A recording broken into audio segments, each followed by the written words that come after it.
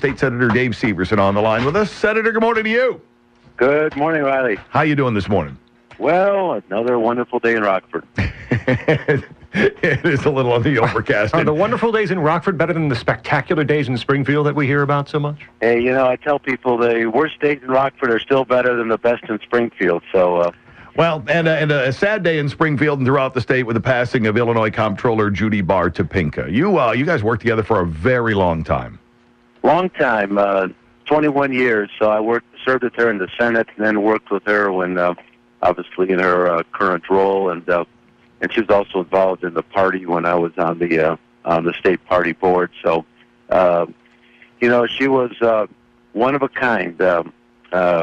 All you have to do is meet her for a few minutes and see that she is didn't take things too serious. She was always, funny, the life of the party, and but the one thing she did take serious was taxpayer money. So she was a pit bull when it came to abuse and waste of tax dollars, and she really, over the years, she kept both Blagojevich and Quinn in check when they tried to spend money that wasn't in the checkbook. So she did a good job on behalf of taxpayers. And you take a look at the length of her career, Dave, and also the breadth in terms of all the roles she filled. She served in the State House. She served in the State Senate. She served as treasurer. She served as comptroller. She was party chief, I think, at one point. She also was a gubernatorial candidate for the Republicans back in 2006. She had her fingers in almost any possible way to serve the people of Illinois. She did a lot, and being single, she was committed to these things for 15, 20 hours a day, and she lived and breathed that, especially on the financial side. That and she got taken to court by both Blagojevich and Quinn when she refused to write checks on money that wasn't in the account when they were trying to spend money that they didn't have, and so. While some people had issues with her on the social side, on the fiscal side, she was a hawk, and she did her job, and she fought hard for pension reform, and maybe this was her ultimate way of helping taxpayers. Now she's never going to use the state's pension, so it's her way to say, I'm going to go out and save the state a few $1 million just by not taking a pension. So, and the funny thing is, I got to believe her. She's going to laugh at that because she would laugh all hard. She's going to laugh at that because that sounds like something exactly that she would say as well. Yep. So she will be missed. I mean, she.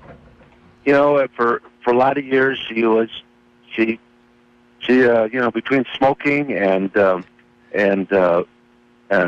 to a lot of events and partying, and she got a lot of years in her 70 years, and so so I think, and from an exit strategy standpoint, she would not want it to have been a long burden on people if with a long debilitating illness or something. So I think if she had to choose an exit strategy. Now she probably wouldn't have wanted to choose it at age 70, but she would have certainly liked this kind of an exit strategy. So she goes out on top, and I think there's a lot that we can appreciate that she did for a lot of people. State Senator Dave Syverson with us here. It's Riley and Scot on WROK talking about the death of Judy Baar Topinka at the age of 70 early this morning after a stroke. There was a lot of talk, Dave, in the Chicago area after Jane Byrne just passed away, former Chicago mayor, about the first female mayor, blazing trails, playing hardball with the big boys in Chicago. Judy was elected to the State House in 1980. She was the first female treasurer in the state of Illinois. Was she doing much the same thing in Springfield? Yep. So she was obviously one of the trailblazers, but she could hold her own. I mean, we would sit in committee hearings, and she wouldn't take it from anybody on issues. So she knew how she knew how to give it back. She knew how to hold her own, and I think she was a trailblazer for a lot of women. And she was able to really cross that. Women have a much difficult time when they're running for office because they have a hard time. You come across as being too hard and cold. Mm-hmm. Come across as too feminine. It's tough harder for women to try to come across in a way that is professional. But she was able to do that, and people never thought that she was highfalutin or had any air about her, and so I think that's one of the reasons why she was so popular, and she always won her elections well, because she was just a well-liked professional.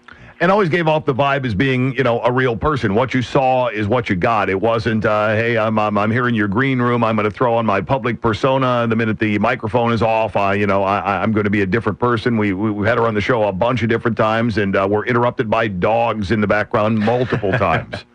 Oh yeah, you're exactly right. The dogs she had in her office, always carrying her a cup of coffee with her. But there was no air about her at all, and I think that's good. She was approachable. She met and talked with anybody, and so like I said earlier, the biggest key was she was really fought hard to make sure that the state wasn't overspending, and when they were, she wasn't afraid to call them out, and she did many times, and that's the part that would be missed. We don't have too many leaders that are politically strong enough to really call out people and take those tough stands, but she did. State Senator Dave Syverson with us here. It's Riley and Scott on WROK, and she took the comptroller's office, Dave, over the past 4 years, and really turned it into a watchdog-type post, meaning we were always aware via her tweets or via her press releases what the backlog of bills was in this state, how much we owed vendors. And part of that job has become deciding who gets paid and who has to wait another month to get a check from the state of Illinois. That position became more important and more of a public position, I think, under her stewardship. That's right, because and as you mentioned, even though Quinn and Blagojevich tried doing it, she didn't. And she said, I'm not going to write checks for money that's not in there, and I'm not going to allow you to raid one fund to pay another one. And so she fought that, but that meant while Quinn kept promising money to people, she's the one that said, well, I'm sorry, there is no money in the account, so you're not going to get paid. So her job was to try to figure out what was fair, what were the priority needs, and what vendors really had, didn't have the ability to go another 30 days without payments, or didn't have the ability to go get a line of credit before the state would pay. And so she received, and I called her numerous times on our local vendors that weren't getting paid, and she helped us out on those that were really hardship cases. So you're right, that became a more difficult position the last few years because she had to be so she had to play God on who got paid and who didn't, because we had two governors that overpromised that more that was in the checkbook.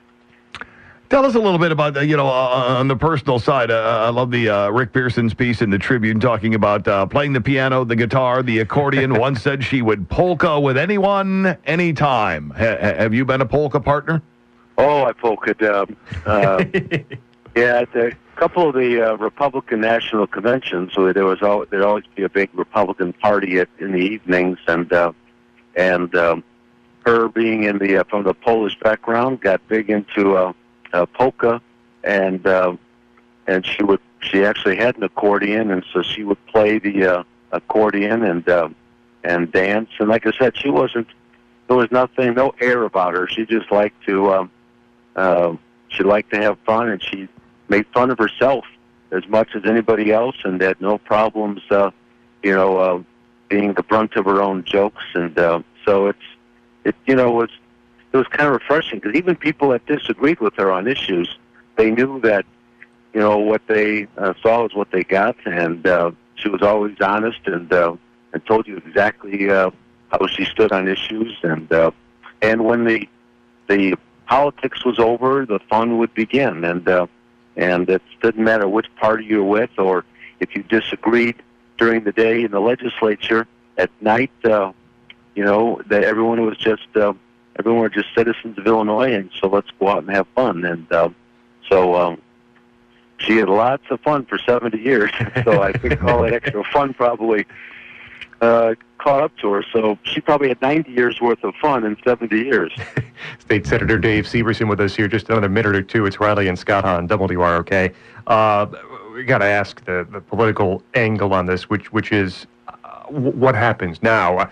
Judy Baar Topinka was just reelected to another 4-year term, but had not been reinstalled or taken the oath for a second term as comptroller. So there's a few weeks here remaining in the first term, and there's a whole other 4 years to come. Is there an appointment in a special election? Are you clear on how this will go? I'm not sure totally how it's going to go. I think there'll be an appointment, and I guess the rules will be, and I'd have to verify how the rules are with regards to when the special election would have to occur. But my guess is that the appointment, the front runner for the appointment, and certainly the one that would run for the special election would probably be Tom Cross, and since he was really their running mate, and those two ran together with the goal of eliminating one of the offices. And so I would think that he's probably the one that will be the front runner for that position, and then for that follow up special election. But as far as when that would occur and when that date is, that's a good question. I don't have that answer, but like I said, I'm pretty confident that it would be Cross would be the one that would be the one selected to have that position. Well, maybe we could honor her memory by doing what she wanted anyway and just eliminate the position. Right. Yeah, that would be real fitting for that. So, but I think if she had a choice, she probably would have said, "I'd like to have Tom Cross take my position." So I would guess that's who it will be. But and she's got a very good staff, and so the office will continue to run very well because she for years she had very good financial experts. She was like Reagan. She knew what she didn't know. She was a big picture person, but she surrounded herself with the best and the brightest and the ones that are the experts in the financial field. So the good news is that this morning the office will open and it will run smooth, just like it has run for the last years. Well, one thing I guess we could say is Illinois politics is decidedly less lively with her passing. Much less lively, and now it just won't be the same if I'm stuck having to dance with John Cabello instead of Judy. It's not going to be near as much fun at those parties. We all kind of feel that way about Cabello too. So if we can avoid a dance with him, we will if we can. State Senator Dave Syverson, thanks for taking time for us this morning. Oh, my pleasure. Thanks for taking the time to honor a wonderful lady.